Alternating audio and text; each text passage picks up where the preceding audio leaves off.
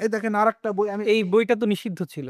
এগুলো সবই বিধৃত। এই দেখেন বাংলাদেশের রাজনৈতিক হত্যাকাণ্ড কায়সার, এই হত্যাকাণ্ড এই বইয়ে এক জায়গায় দিছে, একজন মুক্তিযোদ্ধা তার ছেলেকে রক্ষী বাহিনী করছে কি গুলি করে মেরে ফেলেছে।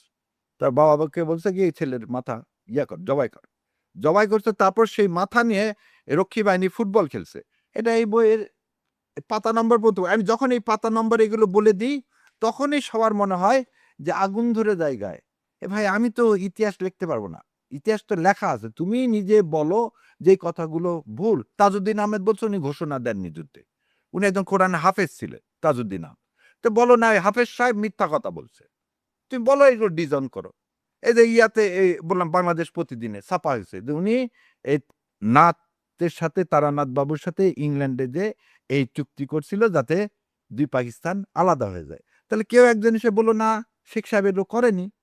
তো এগুলো কথা যখন আজকে আমরা বলতেছি তখন একটা শ্রেণী যারা ভারতের আধিপত্যবাদের সুবিধাভোগী তারা তো এই কাজ তারা এটা নিয়ে